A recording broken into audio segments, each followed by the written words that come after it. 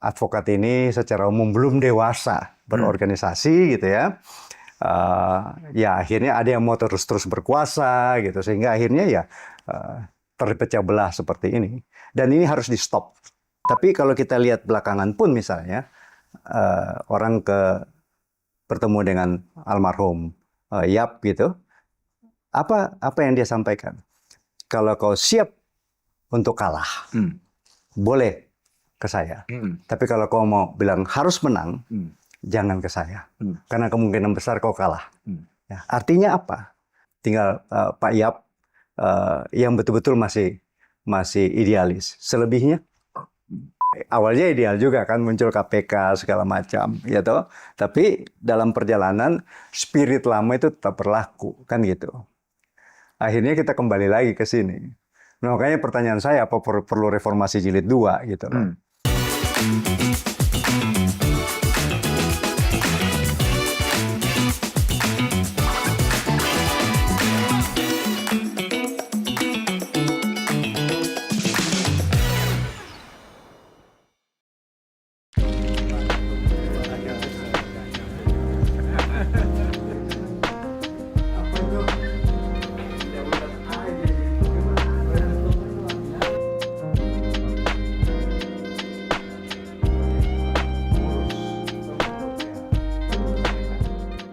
Oke, jumpa lagi di ruang tamu Back to BDM.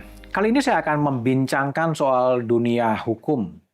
Berbicara soal dunia hukum adalah berbicara sejumlah survei yang mengatakan problem paling besar di negara ini adalah negara hukum, berkaitan dengan penegakan hukum, budaya hukum, dan segala sesuatu yang berkaitan dengan hukum. Kali ini saya akan membincangkan sebetulnya lagi pada peran advokat. Pada era lama kita mengenal sosok-sosok seperti Yap Diam Hin. Kita mengenal seperti Suwardi Tasrip. Kita mengenal seperti Adnan Buyung Nasution yang begitu garang di peradilan dan juga mempunyai peran yang cukup besar dan signifikan dalam kancah sosial dan politik. Saya akan berbincang di ruang tamu Back to BDM bersama dengan Ketua Umum Peradi Suara Advokat Indonesia yang baru terpilih secara aklamasi di Bali, Bro Hariponto. Harpon, gimana kabar? Baik. Aklamasi ya? Aklamasi. Tanpa uang? Tanpa uang. Serius? Serius, sangat. Dunia advokat terkenal dengan banyak uang, permainan uang. Anda gimana? Memang nggak bisa dihindari ya, karena ya, kita tahu juga sistem peradilan kita begitu, dan advokat bagian dari sistem peradilan itu. Maka, ya kalau kita lihat dalam kasus-kasus yang terungkap, ya ada keterlibatan advokat, ya kan? Nah, kalau seperti tadi disampaikan, ya kali ini betul-betul aklamasi, betul-betul suara dari daerah, grassroots. Jadi mereka yang meminta. Ya, mereka yang meminta, dan karena itu saya bilang ya silahkan, karena ini amanah saya akan terima. Jadi nggak ada, saya nggak mau kalau memang sebelumnya kita dengar ada soal di organisasi manapun, gitu kan? Ya, di organisasi manapun. Itu sangat ini ya, kali ini ya betul-betul aklamasi. Aklamasi bersama dengan Patra Sen. Patra Sen itu sebagai sekjen di Pradi SAI. Patra adalah pernah memimpin di LBH ya, di LBHI ya. Dan sekarang bersama dengan Bro Hariponto memimpin Pradi ke depan. Bro Harpon, pertanyaan saya begini, banyak orang kangen atau rindu dengan sosok-sosok seperti Yap Diam Hin, sosok-sosok seperti Adnan Buyung Nasution, sosok-sosok seperti Haryono Citro Subono, seperti Suwardi Tasrip gitu. Kenapa sekarang tidak banyak terdengar sosok-sosok advokat yang sangat vokal mengkritik negara hukum Indonesia itu sendiri? Sebenarnya kalau kita lihat ya tetap ada gitu ya. Yang betul-betul juga bergerak di pembelaan rakyat banyak gitu ya. Ya kita ada lihat misalnya figur Saur Siagian misalnya, ya toh, masih cukup banyak yang idealis seperti itu.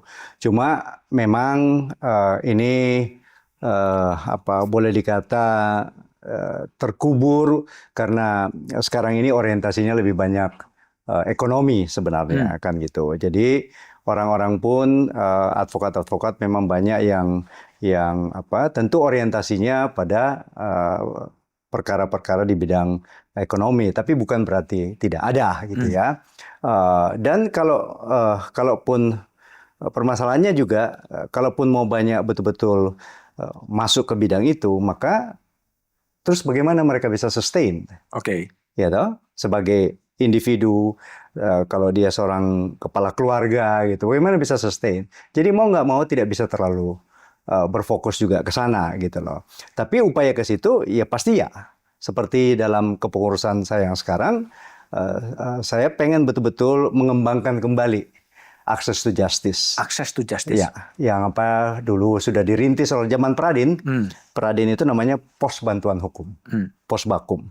Maka dengan semangat pengen kalau disebutkan tokoh-tokoh yang tadi itu semua tokoh-tokoh Pradin. Iya. Ya, maka Posbakum adalah hal yang betul-betul hendak menjadi fokus dari kepengurusan 5 tahun ke depan ini, sehingga ya nggak perlu seterkenal mereka, tapi secara konsisten dan terus menerus, mudah-mudahan bisa sustain juga, karena itu butuh modal yang cukup besar supaya bisa berjalan dengan baik Posbakum itu.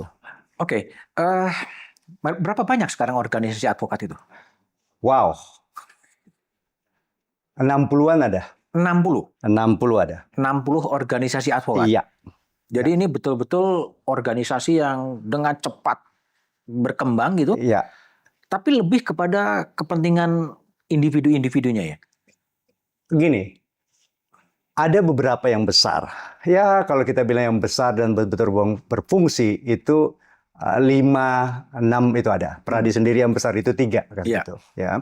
Yang sudah disebutkan tadi. Ada KAI juga cukup besar. KAI yang besar setahu saya itu 2 gitu loh ya. Jadi seperti itu. Nah, banyak itu lebih pada kepentingan ekonomis. Kepentingan ekonomis itu kepentingan Gini, jadi sertifikasi advokat itu melibatkan sejumlah uang. Oke. Mulai dari pendidikannya, ujiannya gitu ya, pengangkatannya. Nah, yang dulunya itu penyelenggara pendidikan bekerja sama dengan Pradi ketika Pradi masih tunggal gitu ya, masih satu, itu ya kemudian melihat ini menjadi peluang gitu loh, bahwa sekarang bisa mendirikan organisasi sebanyak-banyaknya. Ya itu mereka ya buat aja sendiri. Tapi tujuannya adalah untuk sertifikasi aja. Ya tidak banyak pemikiran tentang tadi itu bantuan hukum cuma-cuma gitu ya, peningkatan kualitas profesi advokat. Karena jadi begini, di pemikiran saya adalah advokat itu harus profesional, sehingga dia keren memang kan gitu. Profesional itu apa? Ya selain setelah dia menjadi advokat, maka harus dari waktu ke waktu kan mengupgrade diri, baik secara etik maupun keahliannya. Jadi fokus harus ada di situ, bahwa mengenai etiknya, mengenai pendidikan lanjutannya gitu ya, termasuk advokat-advokat baru, skillnya kita angkat gitu ya, supaya bisa memenuhi kebutuhan jasa advokat gitu, jasa hukum. Nah, selain itu kepada masyarakat ya tentu access to justice. Ya, pada prinsipnya itu yang mau kita. Jadi sertifikasi advokat Ya. itu sudah menjadi semacam dalam tanda petik industri. Ya, ini bisnis. Bisnis. Ya. Itu berapa orang dari tahapannya gimana? Dari lulus sarjana hukum? Harus mengikuti pendidikan. Pendidikan yang diadakan oleh organisasi. Organisasi itu bekerja sama dengan perguruan tinggi. Oke. Karena disyaratkan oleh Mahkamah Agung yang punya kompetensi di bidang pendidikan tinggi ya universitas kan. Nah, jadi harus bekerja sama dengan universitas. Nah, kemudian nanti mereka akan ujian. Ya toh? Dan kemudian setelah memenuhi persyaratan termasuk umur 25 tahun itu diangkat sebagai advokat dan disumpah di sidang pengadilan tinggi.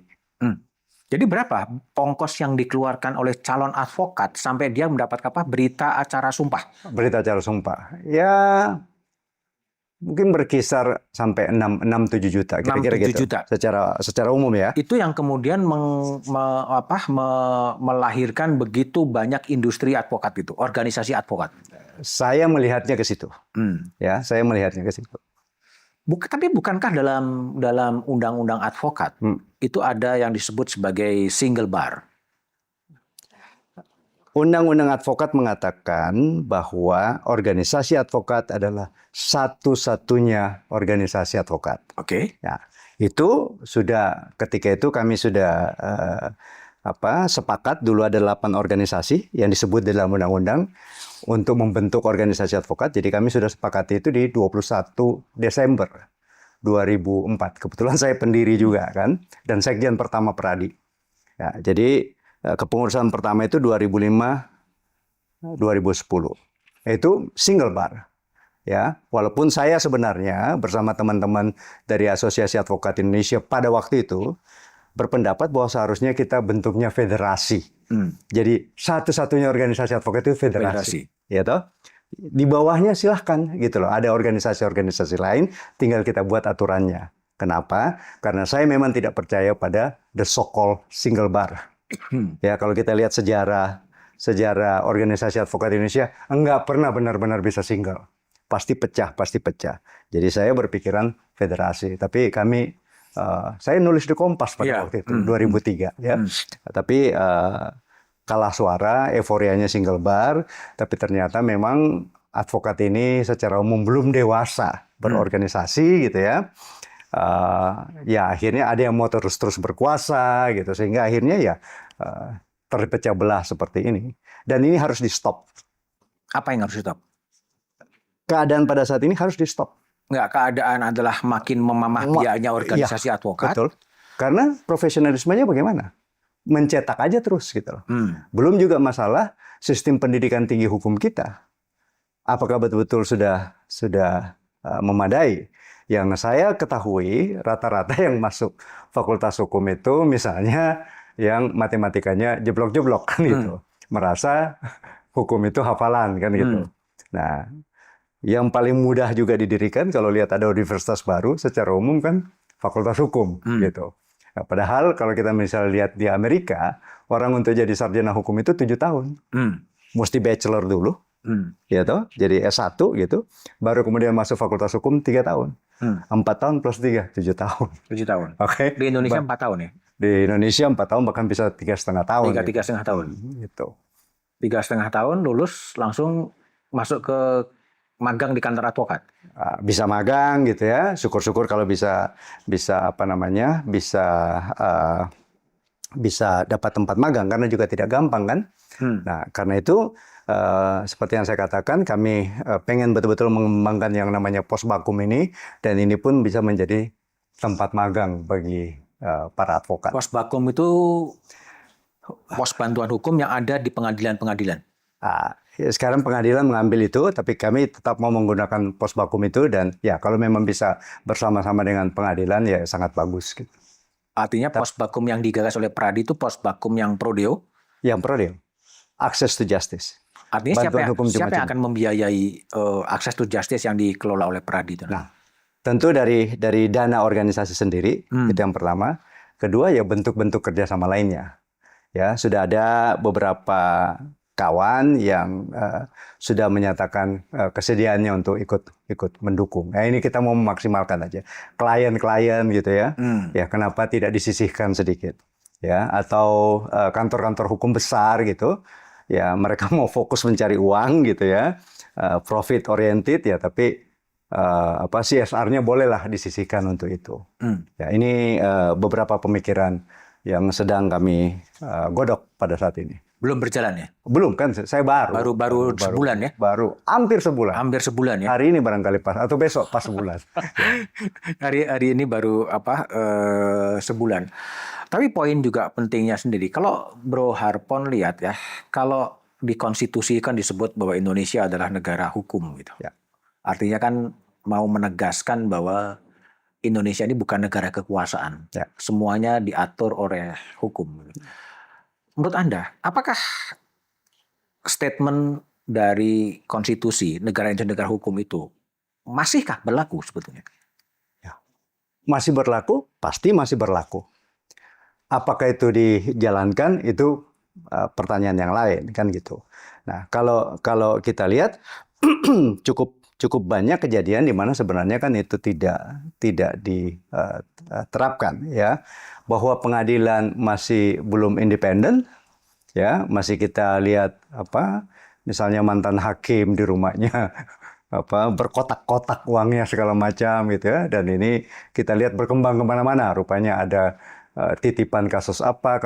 Nah, ini berarti kan belum dijalankan secara konstitusi di sana pasal 1 ayat 3 ya, bahwa ini adalah negara hukum, segala sesuatunya harus kita landaskan pada hukum yang berlaku, kan gitu.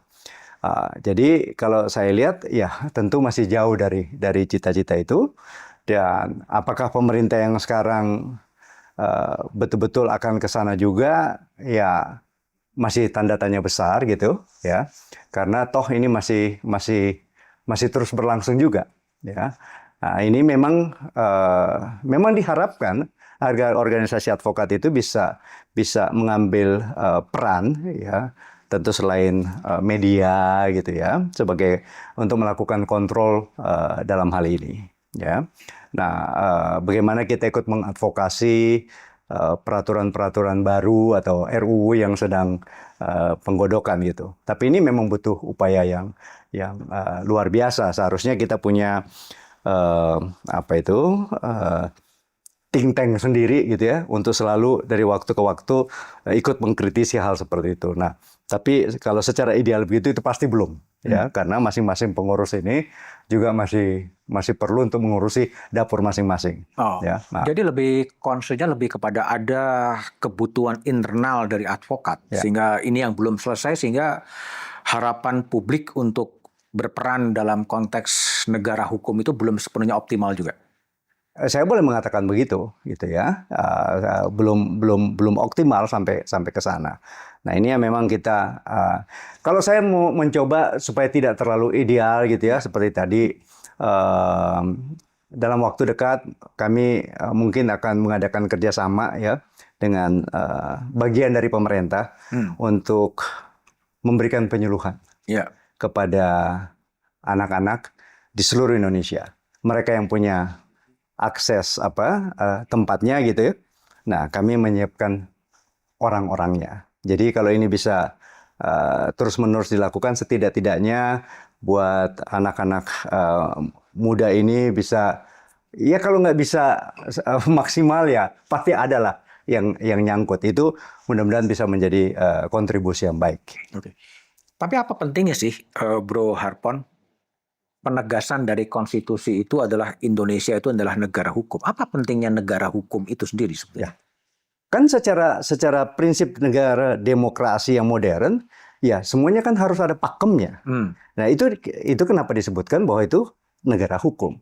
Artinya semuanya harus berdasarkan pada hukum, jangan kekuasaan, jangan karena uangnya banyak gitu kan, atau pengaruh politiknya luar biasa. Semua jadi inilah landasan, inilah pakemnya yang harus menjadi acuan kan gitu.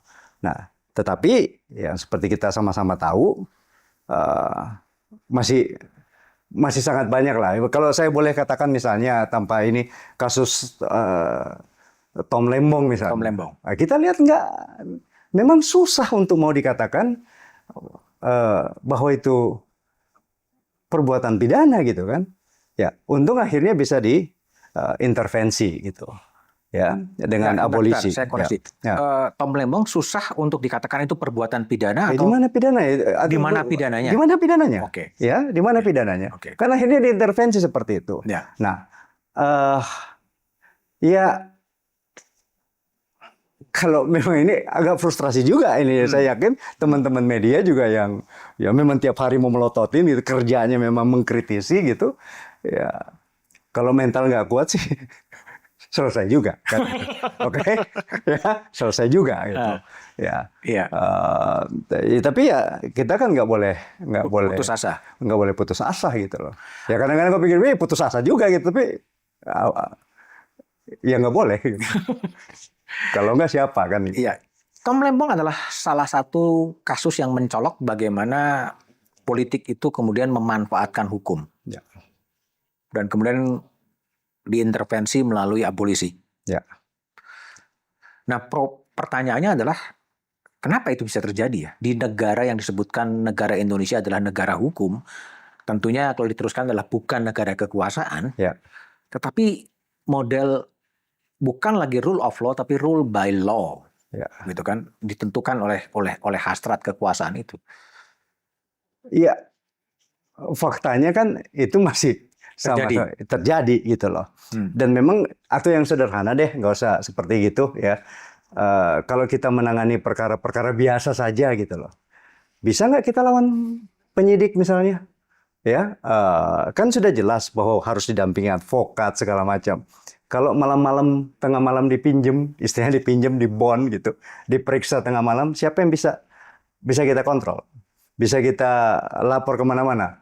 Kalau tidak, apalagi kalau sekarang itu apa? No viral, no justice. No viral, no justice gitu.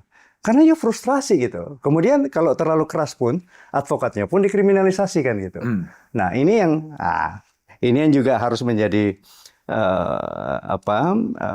program juga ke depan agar oke lah, boleh organisasinya banyak, tapi yuk bersatu yuk. Kalau ada kriminalisasi segala macam kan, kita juga mesti menyusun kekuatan sendiri untuk menghindari hal-hal seperti tadi. Justru disitulah sebetulnya saya pribadi yang banyak berkecimpung di liputan bidang hukum, mengenal organisasi advokat sejak zaman Pradin sampai sekarang udah dari 1 jadi 2 sekarang jadi 60. Itu adalah peran sosial politik dalam artian mengontrol kekuasaan agar tidak terjerumus kepada negara kekuasaan. Itu bisa dijalankan. Kenapa? Ketika suprastruktur politik seperti DPR, organisasi masyarakat, kampus, mungkin lagi mengalami disorientasi atau disfungsi sebetulnya dalam posisi sekarang. Apakah peran organisasi advokat tidak bisa mengambil peran-peran yang lebih signifikan untuk menjaga agar pilar negara hukum ini bisa tetap terjaga? Bisa mengambil peran, harus bahkan. Oke. Tapi juga harus bersama-sama. Siapa sih organisasi advokat itu? Gitu? Ini terima kasih misalnya. Bro Budiman ini walaupun sudah selesai sebagai jurnalis Kompas, tapi nggak bisa berhenti, gitu. Kan? Nggak bisa berhenti. Jadi ini bagian dari upaya yang terus-menerus, gitu. Yang kalau kita lihat dampaknya apa sih? Emang bisa berhasil gitu kan? Tapi kan you keep doing that, ya kan? Nah, dan saya percaya masih banyak yang begini-begini, sehingga ya inilah kolaborasi semuanya. Ya terima kasih juga bahwa dengan misalnya ada acara ini saya diundang ke sini, ini semacam menggelitik. Banyak juga loh tugasmu. Jangan cuma urusan internal kan gitu kan. Itu kita saling di antara kita saling menjaga supaya sama-sama tetap waras, supaya sama-sama tetap menjadi orang baik kan gitu. Ya, ini ya diperluas lagi gitu loh. Karena nggak mungkin sendiri juga. Organisasi advokatnya nggak boleh sendiri juga. Bukan nggak boleh, nggak mungkin sendiri. Ya kan? Nah, ini terima kasih. Yuk. Oke. Jadi Bro Harpon, Anda mungkin pimpinan organisasi advokat yang saya belum cek ya, tapi relatif muda usia lah dibandingkan dengan yang lain-lain gitu loh. Justru posisinya adalah peran Anda yang di depan, yang muda, yang lebih progresif gitu.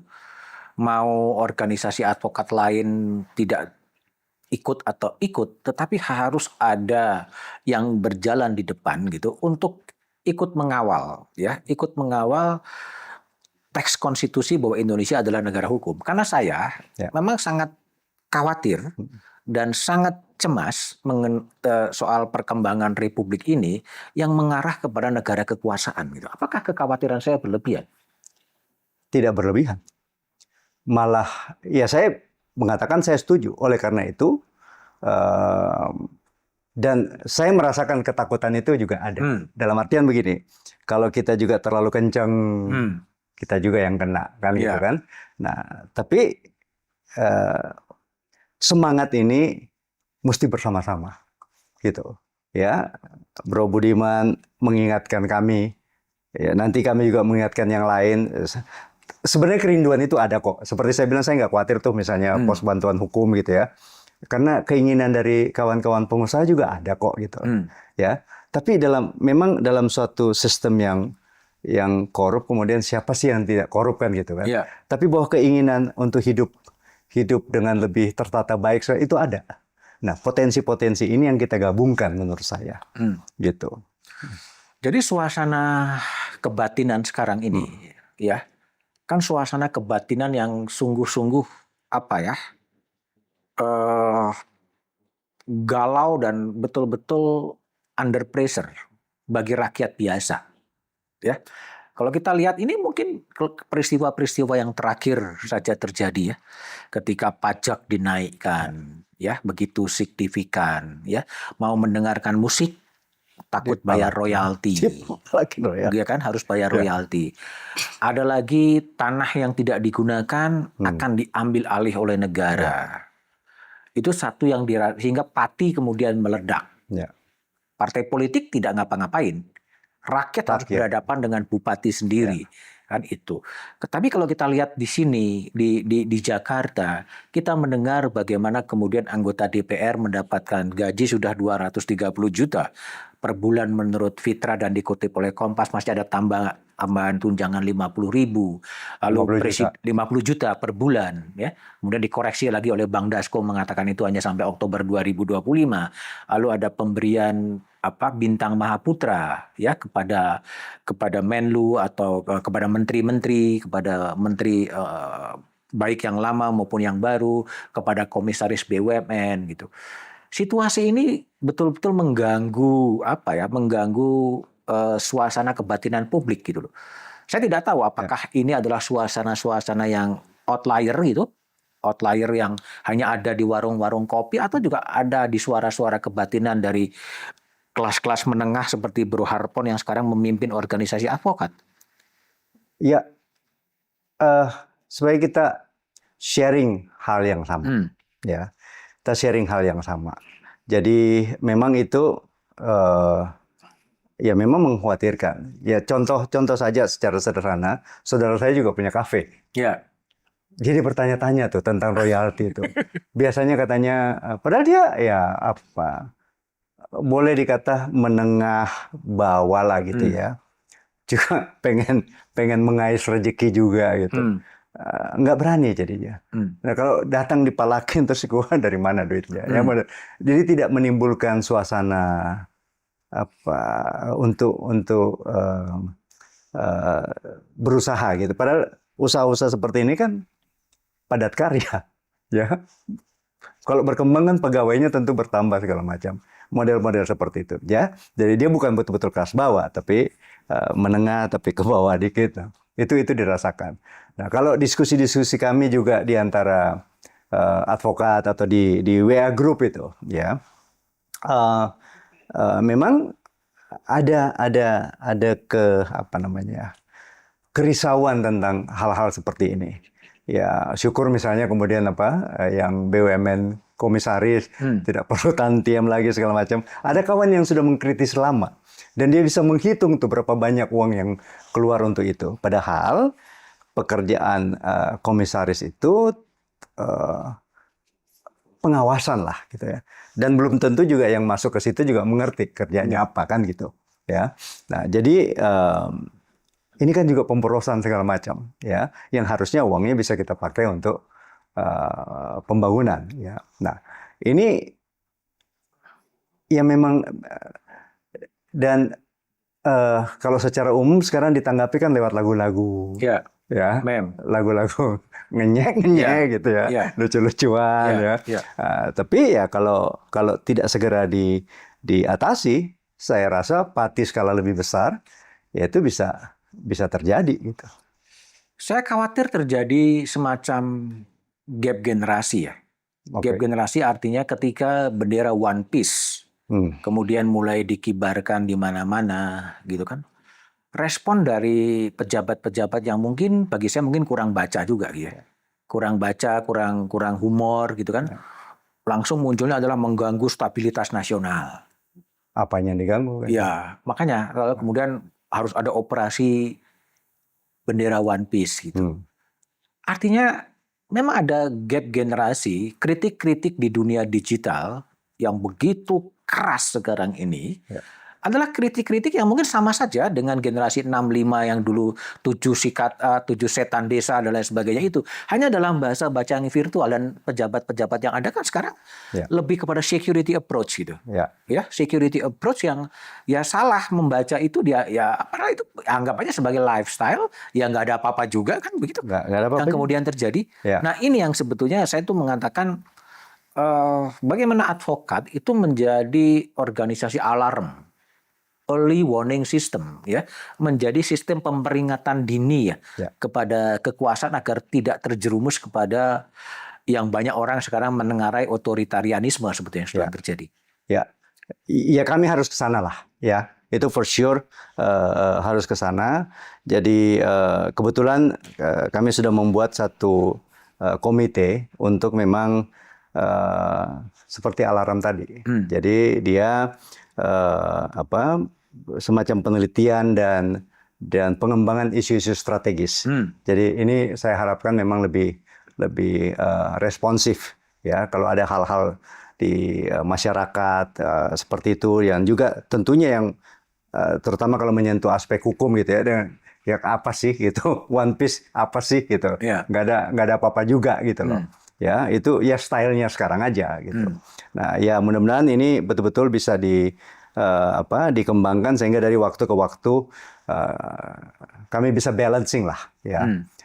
Ya tentu lewat teman-teman media atau kami pun ya nggak tahu kalau sudah bisa mengembangkan media secara baik. Tapi satu hal yang penting juga bahwa saya betul-betul merekrut kawan-kawan muda dan mendengarkan mereka. Belum lama ini saya berkumpul dengan sekitar 20 advokat muda.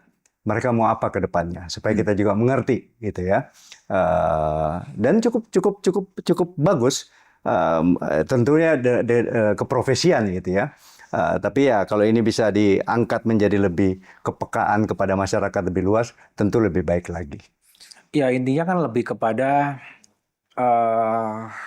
ya kembali ini berharap pada organisasi advokat karena memang organisasi-organisasi lain saat ini sedang saya menyebutkannya disfungsi, pasti akan ditolak. Ya, menyebutkan disfungsi. Ya faktanya memang mengalami disfungsi, tidak bisa menjalankan peran apapun gitu, menjalankan anggaran yang begitu besar tapi dia tidak ngapa-ngapain.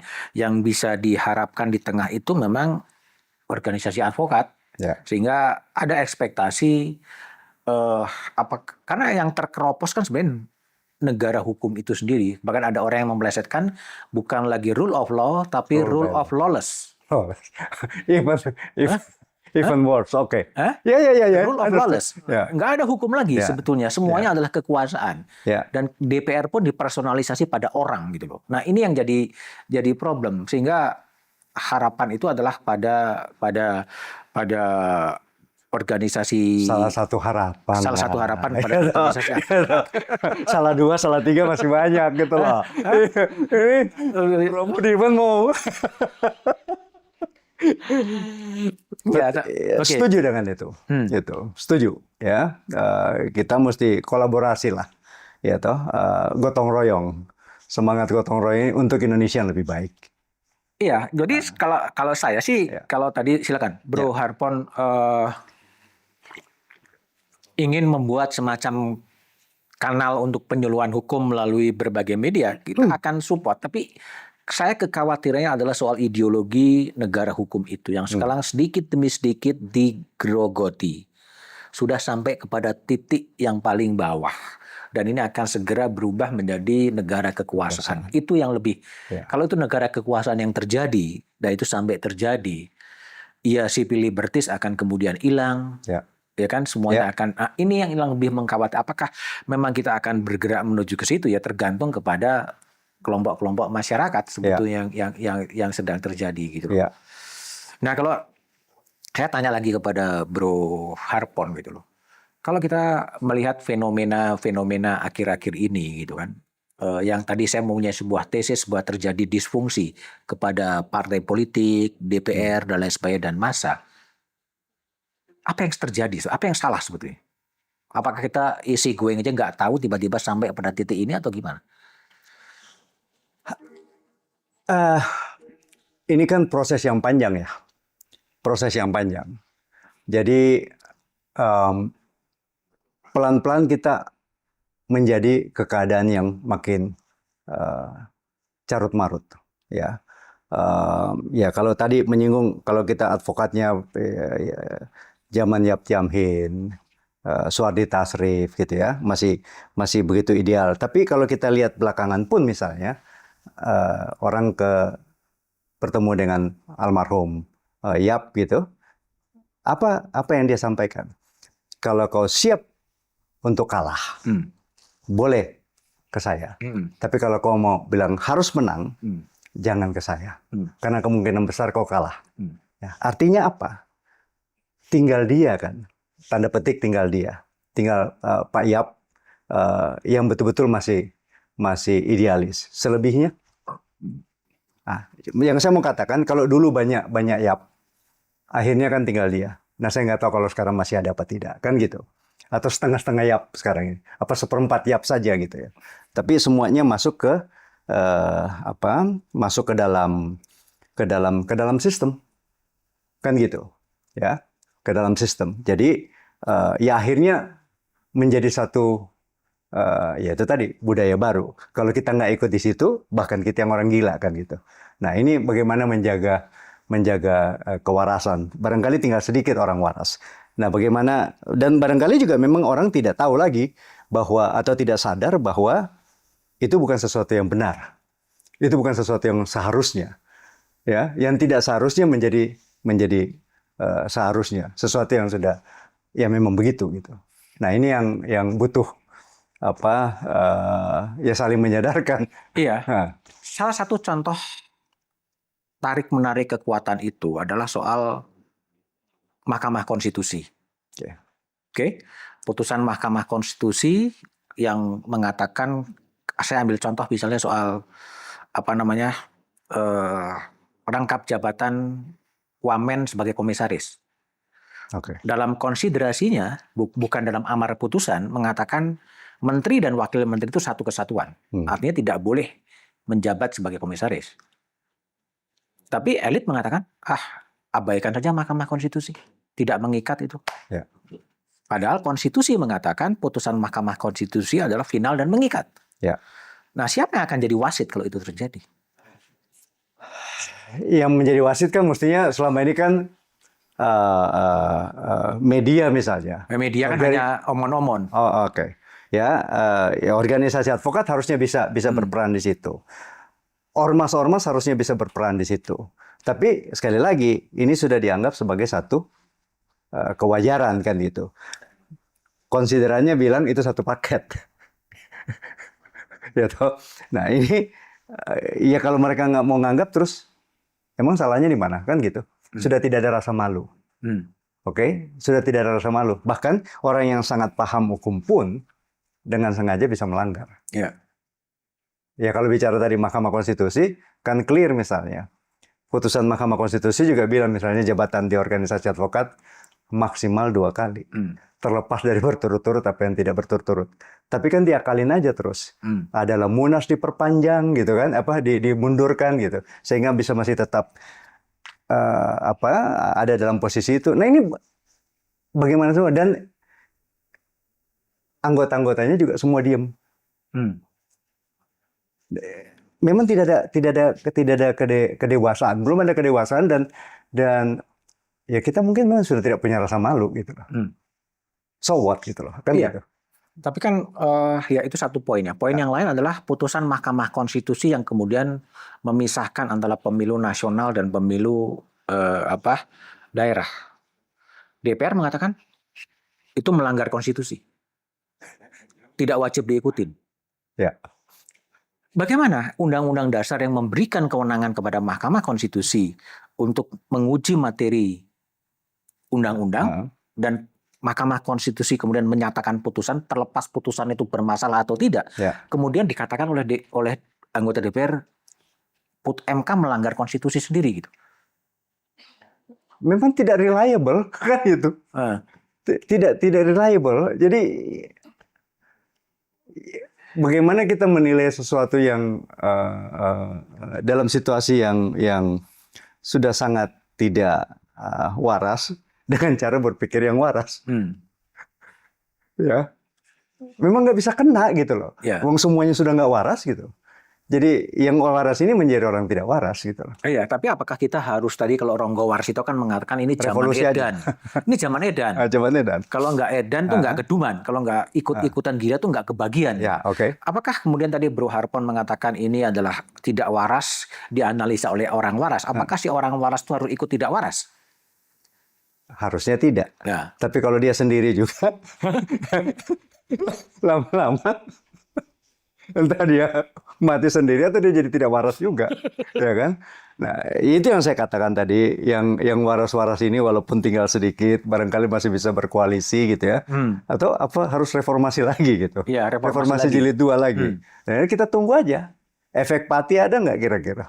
Kan gitu. Iya. Itu luar biasa cepatnya tuh Pati tuh, Iya. ya kan? Iya. Jadi gini, ini kembali kepada MK ya. Bagaimana seorang anggota DPR mengatakan kepada seorang calon hakim konstitusi, kamu ini adalah diusulkan oleh DPR, kamu jangan menghantam DPR. Ya nggak bisa.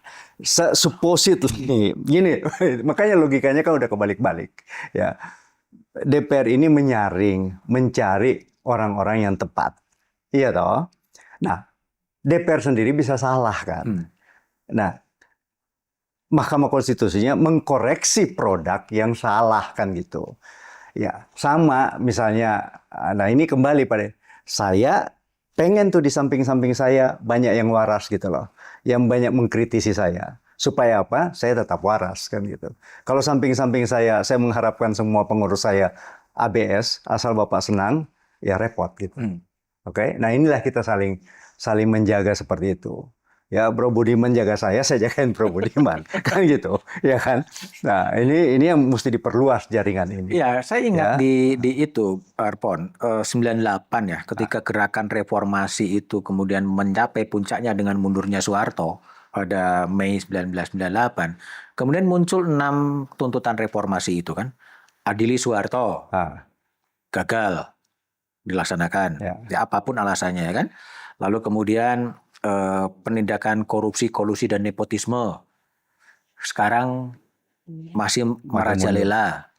Mereka sendiri berperang kan? Ya, mereka sendiri berperang. Antar penegak hukum sendiri berperang, saling intai dan lain sebagainya. Saling intelin, ya kan? Otonomi daerah seluas-luasnya. Sekarang melalui Undang-Undang Cipta Kerja terjadi resentralisasi. Ya kan? Cabut dui fungsi ABRI. Sekarang kembali dengan deployment militer yang begitu luar biasa.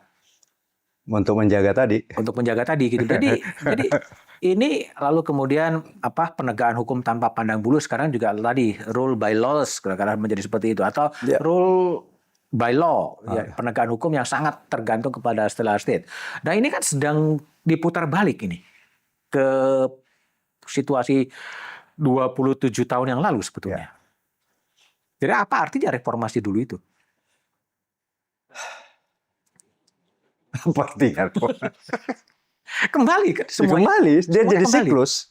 Dia menjadi siklus. Kan memang reformasinya itu kan kebetulan semuanya menjadi punya semangat yang sama. Setelah berhasil kan semua kembali ke tempat masing-masing. Yang memegang kekuasaan ini yang mulai menciptakan, awalnya ideal juga kan muncul KPK segala macam, ya toh. Tapi dalam perjalanan spirit lama itu tetap berlaku kan gitu. Akhirnya kita kembali lagi ke sini. Nah, makanya pertanyaan saya, apa perlu reformasi jilid 2 gitu loh.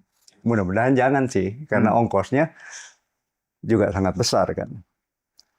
Lalu bagaimana mengatasinya kalau memang perubahan tidak akan terjadi kalau tidak ada sebuah big bang yang cukup besar. Ya.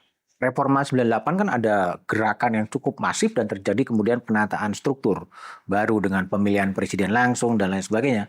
Tapi sekarang kan kembali lagi mau dinormalisasi, bukan dinormalisasi ya, diatur bahwa pemilihan lewat DPRD, konstitusi akan diamandemen lagi, gitu kan? Nah, ini yang sedang terjadi sekarang. Jadi, apa yang harus dikerjakan menurut Anda sebagai pimpinan organisasi advokat? Gini, tugas saya itu advokat, bidang advokat.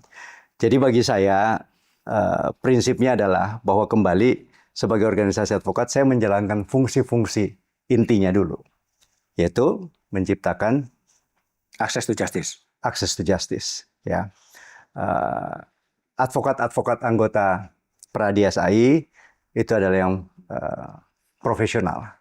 Dengan dia bekerja profesional itu sudah kontribusi yang cukup kan gitu ya. Nah, kontrol pada pemerintah ya supaya ada balancing itu juga akan kami kerjakan. Kalau konsep secara keseluruhan itu tentu di luar tapi kami adalah bagian dari masyarakat Indonesia yang tentunya menginginkan Indonesia yang lebih baik gitu. Saya betul-betul mau fokus pada profesionalisme dan juga pengabdian kepada masyarakat melalui access to justice itu. Oke. Itu apa? Kalau makin banyak masyarakat sadar hukum segala macam ya kita harapkan ininya lebih luas.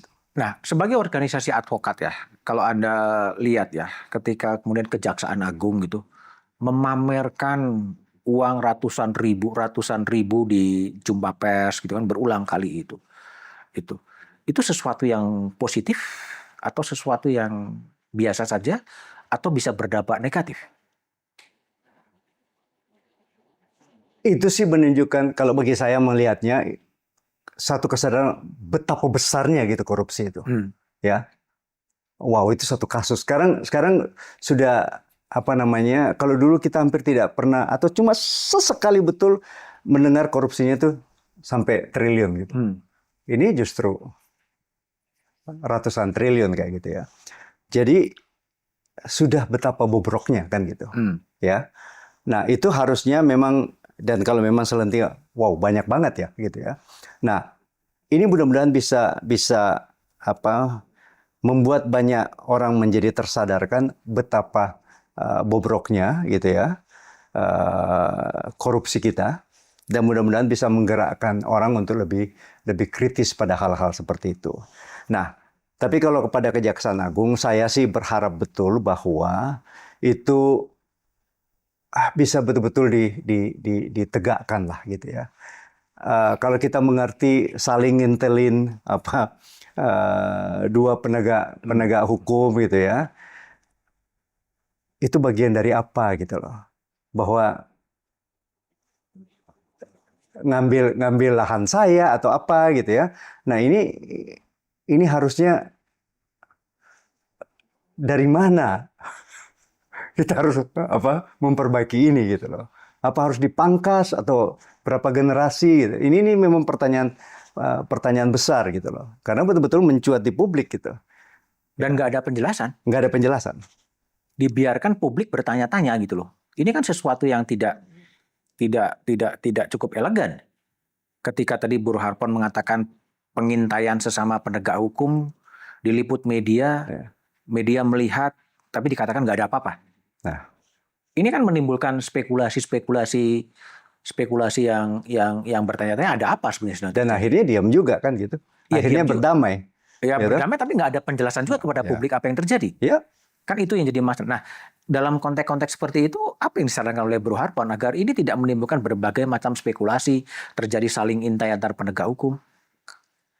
Ya seharusnya ditata kembali lah gitu ya. Betul-betul ya seperti saya bilang, barangkali kalau saya nggak salah Georgia gitu ya. Kayak Georgia. Polisinya dipangkas berapa? 3 generasi gitu. Betul-betul sesuatu yang baru gitu ya. Ya kalau tidak ada political will untuk membereskan itu, ya enggak, hanya ganti pemain saja. Ya sama kan kita dengar kasus kalau ada sesuatu yang mencuat gitu ya, itu cuma mau ganti pemain. Ganti pemain. Iya. Setelah itu ya selesai urusan bagi-bagi. Dulu rejimmu, ya sekarang rejimku. Gitu. Sekarang lebih banyak soal ganti pemain kelihatannya. To some extent saya melihat begitu. Jadi ganti pemain aja. Mencuat ganti pemain. Ganti pemain. Ketika kemudian urusan minyak Risa Khalid dimunculkan, selain di DPO kan juga ada rencana ganti pemain. Kemungkinan besar ganti pemain aja. Nanti kita lihat muncul lagi kan. Ya. ya. Minyak nggak berhenti tuh, Nggak berhenti-berhenti. kasusnya kan, dari sini muncul ke situ. Ya, apakah cuma ganti pemain? Jadi apa yang bisa dikerjakan kalau situasinya sudah sedemikian parah? Kita tidak mau bermaksud pesimis, tapi mau coba realistis soal yang terjadi ini. Kalau seperti saya bilang tadi, ya diperkuat koalisi kita gitu kan. Jangan kita orang-orang waras pun terus ikuti waras. Bukan saling mengejek gitu kan. Alah, lu kan cuma mau ini gitu-gitu kadang-kadang gitu kan. Saling mencurigai di antara kita. Ya ini makin solid. Ya kalau tidak ya memang reformasi jilid 2 barangkali. Jadi ada semacam menunggu masyarakat betul-betul marah gitu. Iya. Sekarang kan dipajakin, ini dipajakin gitu loh. Jadi jangan sampai menunggu masyarakat marah kan? Jangan sampai harusnya. Jadi koalisi orang-orang waras. Koalisi orang-orang waras. Untuk memperbaiki situasi negeri. Ya. Jadi semacam ya koalisi informal ya. Koalisi informal ya. Karena tidak ada strukturnya kan itu. Nggak ada strukturnya kan. Iya. Seharusnya kan itu dikerjakan oleh partai politik. Networking kan sebenarnya. Kita networking aja. Tapi siapa yang bisa mempertemukan itu? Media lah. Dia tadi mau lempar-lempar ke saya terus. Kita terbatas. Media lah gitu loh. Iya. Oke, nggak apa-apa. Ya, jadi forum ini juga dikerjakan, gitu, dikerjakan untuk mengundang tadi istilah Bro Harpon sebagai koalisi orang-orang waras, gitu, untuk menyikapi keadaan, meskipun ini sangat kecil, ya sangat kecil karena memang orang lebih cenderung untuk ya udahlah. Zaman edan tadi, ini zaman gila gitu. Kalau nggak ikut gila ya nggak akan kebagian, ya ikut aja sekalian. Kira-kira, jadi sangat-sangat pragmatis gitu kan. Sehingga tadi yang munculnya adalah tidak punya rasa malu. Ya udah hajar aja, kira-kira begitu kan. So what? Nah ini kan itu yang jadi masalah ke situ. Oke, Bro. Sekarang saya mau nanya nih, Indonesia 100 tahun di 17 Agustus 2045. Oke. Masih sekitar 20 tahun 20 tahun lagi ya. 20 tahun. Impianmu apa soal Indonesia ketika bangsa ini berusia 100 tahun? Ya, saya kan pengen anak-anak dan cucu-cucu barangkali ya bisa hidup di negara yang tertata dengan lebih baik. Karena sebenarnya kan kita kaya, kata Gus Dur ini negara kaya raya, tapi rusak karena korupsinya kan gitu. Di mana mereka juga aman di sini, ya, relatif makmur karena ya. Tapi yang pasti ada aman, ya, kembali negara hukumnya bisa ditegakkan, dan mereka mau pulang, kan gitu. Jadi orang-orang pintar kita, dari luar negeri, ya, dari luar negeri mau pulang untuk juga membangun negaranya karena negaranya bisa mengakomodasi warga negaranya dengan baik. Ya, kita kan semua pengen itu, negara yang sejahtera, tertata baik. Oke. Ya, anak saya belum mau pulang tuh. Di mana sekarang? Di Kanada. Di Kanada. Iya. Nggak mau pulang, lebih nyaman di sana ya. Lebih nyaman di sana, tertata baik. Padahal saya bilang opportunity di sini besar. Ya toh? Kalau di sana kan udah jelas, barangkali kalau naik begini, ya toh? Oke, peningkatan, tapi agak jelas gitu. Kalau di sini opportunity besar, barangkali kok startnya di sini, mereka bisa langsung loncat. Enggak tuh, dia memilih di situ. Kalau tadi impian soal Indonesia adalah negara yang welfare state lah, negara yang sejahtera, semuanya serba itu. Negara mana yang menurut Bro Hariponto itu yang mendekati cita ideal Anda selain Indonesia? Ya semua pasti ada plus minusnya. Di satu titik dia menjadi baik, tapi kan yang pasti yang pasti dia tertib dan dia bisa recover lagi, kan pasti begitu. Bergantung pemimpin, tapi secara prinsip itu baik gitu. Ya, kalau saya lihat model seperti Jepang itu luar biasa gitu.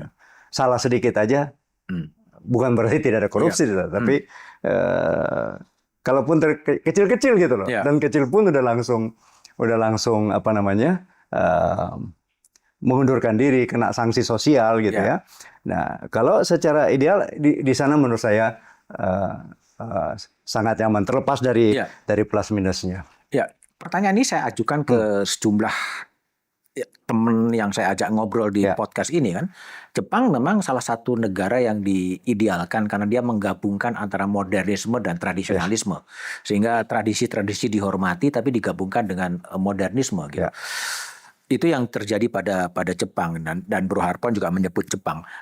Yang ketiga pertanyaan saya adalah siapa sih negara gitu yang atau pimpinan negara atau pimpinan informal yang menjadi ideal dari Bro Harpon?